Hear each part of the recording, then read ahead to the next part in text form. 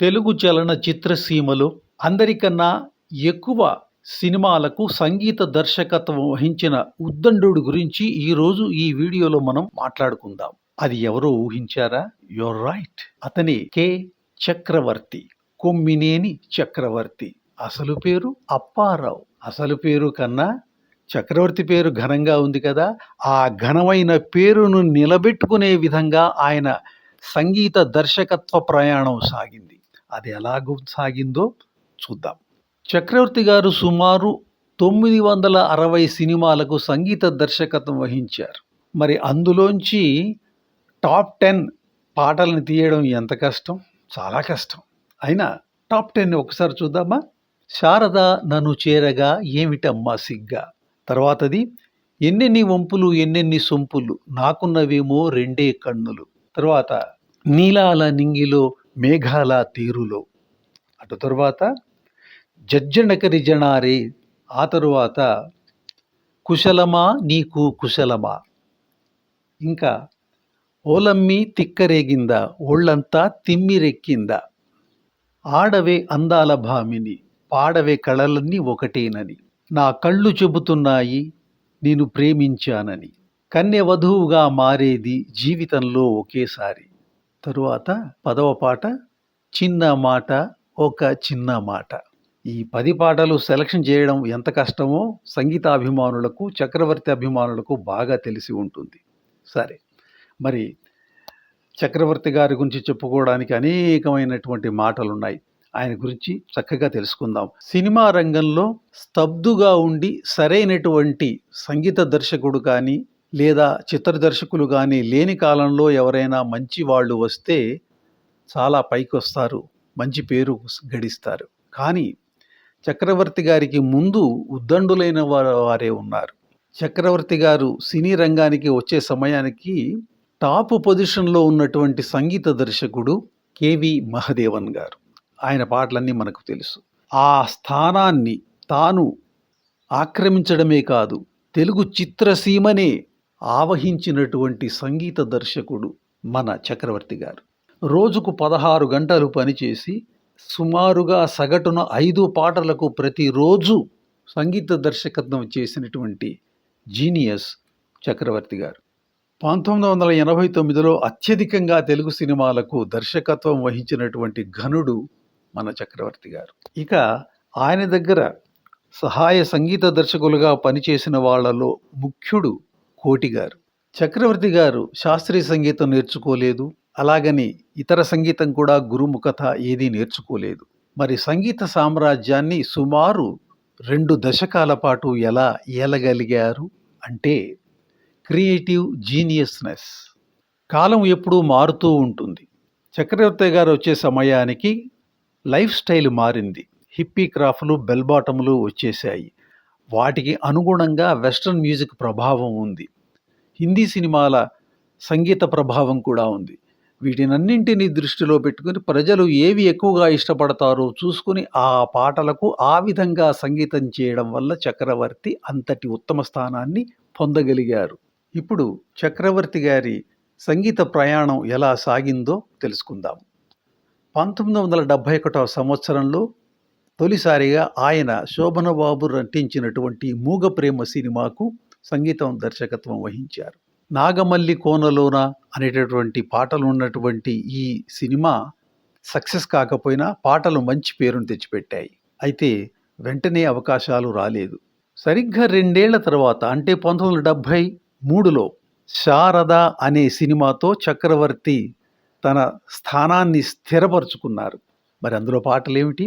శారదా నన్ను చేరగా ఏమిటమ్మా సిగ్గా.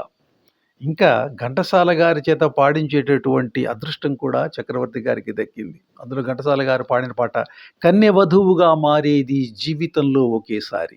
ఇందులో ఆయన చేసిన గొప్పతనం ఏంటంటే అప్పటి వరకు ఉన్నటువంటి ట్రెడిషనల్ బీట్ని మోడర్న్ బీట్ యాడ్ చేసి ఒక కొత్త పాటను తయారు చేశారు. అందుకే అది అంత పేరుగాంచింది. అప్పుడు సినీ గాయకుడు రామకృష్ణ గారు కూడా మంచి మంచి పాటలు పాడే సమయంలో చక్రవర్తి గారు రావడం జరిగింది. 1973లోనే వచ్చిన ఇదాలోకం శోభన్ బాబు సినిమాలో పాటలన్నీ సూపర్ డూపర్ హిట్. నీ మనసు నా మనసు ఏకమై, ఏటి ఒడ్డున కూర్చుంటే ఏరు గలగలమంటుంటే అనే పాట.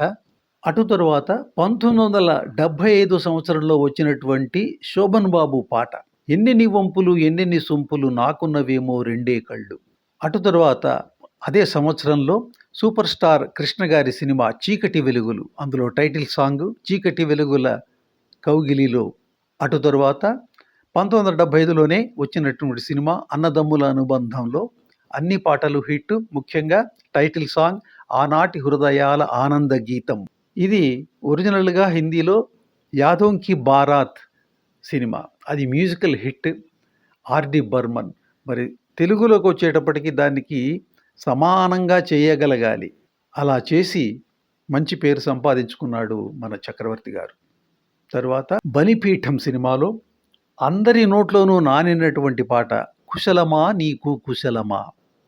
తర్వాత జేబు దొంగ, నీలాల నింగిలో మేఘాల తేరులో. ఈ పాటలన్నీ కూడా 1975లోనే రావడం గమనార్హం. 1976 సంవత్సరంలో శోభన్ బాబు కృష్ణరాజుతో కలిసి నటించిన సినిమా ఇద్దరూ ఇద్దరే. ఇందులో శోభన్ బాబుది మాస్ పాత్ర. ఆ మాస్ పాత్ర కోసం చక్రవర్తి గారు చేసిన పాటే ఒళ్ళంత వయ్యారమే వచ్చినదాన ఒక చిన్న ముద్దీయవే. అంటే అప్పటికి ప్రేక్షకుల యొక్క అభిరుచి మారింది. దాన్ని అంటే ప్రేక్షకుల నాడిని పట్టుకోవడంలో పూర్తిగా విజయవంతమయ్యారు కాబట్టే చక్రవర్తి గారు అన్ని సినిమాలకు అంటే 960 సినిమాలకు సంగీత దర్శకత్వం చేసి తెలుగు సినీ సంగీత రారాజుగా నిలిచారు. ఆ రోజుల్లో సినిమా విజయవంతం అవడానికి కారణము పాటలు ఒక ప్రధాన కారణం. ఆ పాటలను ముందే బాగా రిలీజ్ చేసేవారు. రేడియోలో వచ్చేవి. దానికి సమాంతరంగా చిన్న చిన్న ఊళ్ళలో రిక్షాలలో పెట్టి వాల్ పోస్టర్లతో ఆ సినిమా పాటల్ని వేస్తూ సందు సందుకి ఇంటింటికి వినిపించేలాగా తిప్పేవారు. కాబట్టి ఆ పాటల కోసం ప్రేక్షకులు థియేటర్లకు వెళ్ళేవారు. 1976లో వచ్చిన జ్యోతి సినిమా జయసుధ, మురళీమోహన్ నటించారు.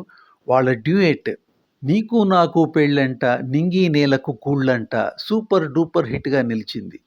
అలాగే 1977లో వచ్చినటువంటి కల్పన సినిమాలో టైటిల్ సాంగ్ ఒక ఉదయంలో నా హృదయంలో అనేటటువంటి పాట. 1977లో వచ్చిన ఖైదీ కాళిదాసులో ఎవరీ సక్కనివాడు ఎంతకు చిక్కనివాడు అనేటటువంటి పాట సూపర్ డూపర్ హిట్. ఇక చక్రవర్తి గారి ఆల్ టైమ్ హిట్ సినిమాగా చెప్పుకోవచ్చు 1977లో వచ్చినటువంటి సినిమా, అదే సీనియర్ ఎన్టీఆర్ నటించిన యమగోళ. అందులో ప్రతి పాట సూపర్ డూపర్ హిట్. మరి ఏమిటి ఆ పాటలు? ఓలమ్మి తిక్కరేగిందా ఒళ్ళంతా తిమ్మిరెక్కిందా, గుడివాడ ఎల్లాను గుంటూరు పోయాను. ఇక రేడియోలో నిరంతరం మ్రోగినటువంటి సెమీ క్లాసికల్ సాంగ్ ఆడవే అందాల సురభామిని పాడవే కళలన్నీ ఒకటేనని. ఎన్టీఆర్ బాలు కాంబినేషన్లో వచ్చిన సినిమాలలో చక్రవర్తి అత్యద్భుతంగా సంగీతం అందించినటువంటి సినిమాగా యమగోళ నిలబడింది. మరి దానికి సమాంతరంగా ఇటు అక్కినేని నాగేశ్వరరావు గారికి కూడా అత్యద్భుతమైన గీతాలు ఇచ్చిన సినిమాగా నిలబడింది ప్రేమాభిషేకం. మళ్ళీ అక్కడ కూడా నాగేశ్వరరావు, బాలసుబ్రహ్మణ్యం గారి కాంబినేషన్లో వచ్చినటువంటి సినిమా అది. మరి ఆ ప్రేమాభిషేకంలో ఉన్న పాటలన్నీ హిట్. ఏమిటా పాటలు? నా కళ్ళు చెబుతున్నాయి నిన్ను ప్రేమించానని. తర్వాత దేవీ మౌనమా శ్రీదేవి మౌనమా, కోటప్ప కొండకు వస్తానని మొక్కుకున్నా, చందమామతో ఒక మాట చెప్పాలి, వందనం అభివందనం, ఆగదు ఏ నిమిషం నీ కోసము. ఈ 6 పాటలు ఆ సినిమాలో ఎక్స్ట్రాడినరీ హిట్ అయ్యాయి, ఎక్స్ట్రాడినరీగా ప్లే అయ్యాయి. అటు సీనియర్ ఎన్టీఆర్ సినిమాగా యమగోళ, ఇటు అక్కినేని లాంగ్ గ్యాప్ తర్వాత వచ్చిన super duper hit cinema Premabhishekam. ఈ రెండింటికి చక్రవర్తి మ్యూజిక్ డైరెక్టర్ అవ్వటం విశేషం. ఇక 1978లో వచ్చినటువంటి మల్లెపువ్వు సినిమా శోభన్ బాబు, జయసుధ నటించినటువంటి సినిమా చక్రవర్తి గారికి ఎంతో మంచి పేరు తెచ్చిపెట్టింది. ఇది కూడా ఆయన టాప్ 5లో ఒక సినిమాగా చెప్పుకోవచ్చు. అందులో ఉన్న పాటలు అన్నీ సూపర్ డూపర్ హిట్. ఎవరికి తెలుసు చితికిన మనసు, సుశీల గారు పాడిన సోలో పాట లక్ష్మి మీద చిత్రీకరించబడింది. చిన్న మాట ఒక చిన్న మాట, తరువాత డ్యూయెట్ ఓహో లలిత, మరుమల్లియ కన్నా తెల్లనిది అనేటటువంటి ఎస్పి బాలసుబ్రహ్మణ్యం గారి సోలో సాంగ్, తర్వాత మరొక డ్యూయెట్ చకచకలాడే చక్కని బుల్లెమ్మ.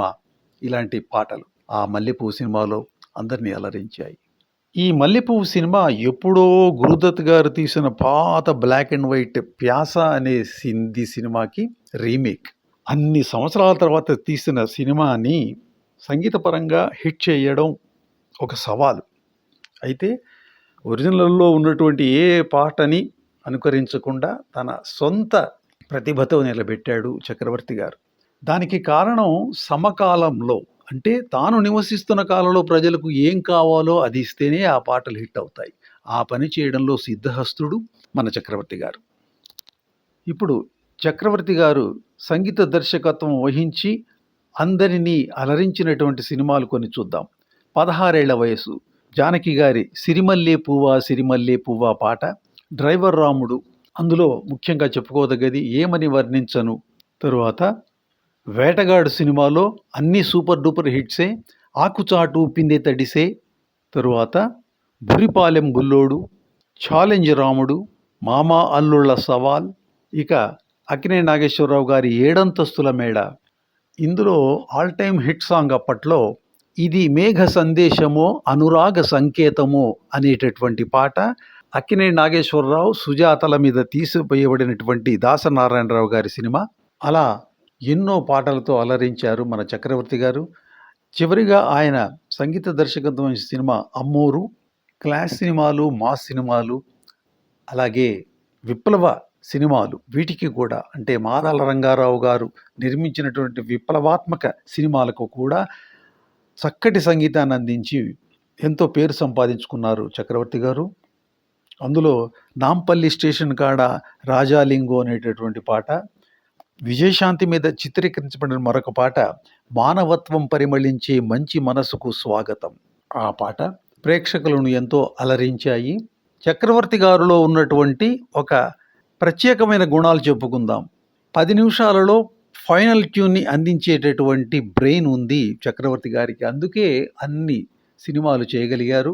తరువాత అంతేకాదు, చాలా తక్కువ మందికి తెలిసిన విషయం ఏమిటి అంటే, పాట పల్లవిలో కొన్ని పదాలను వేటూరి గారికి ఆయనే రాసిచ్చేవారు. వేటూరికే పదాలను అందించేటటువంటి గనుడు. అంటే ఇక్కడ గొప్పతనం ఏమిటి అంటే, పల్లవి చాలా ముఖ్యం పాటలో. అందులో ఎటువంటి పదాలతో పాట పెట్టుకుంటే దానికి బీట్ అనుగుణమైనటువంటి ట్యూన్ వస్తుందో చెప్పేసేవారు. అలాంటి ఆయన పల్లవులు అందించినటువంటి కొన్ని పాటలు ఏమిటంటే, ఆకుచాటు పిందె తడిసే, కోటపకొండకు వస్తానని మొక్కుకున్న, దేవి మౌనమా శ్రీదేవి మౌనమా, జాబిలితో చెప్పన.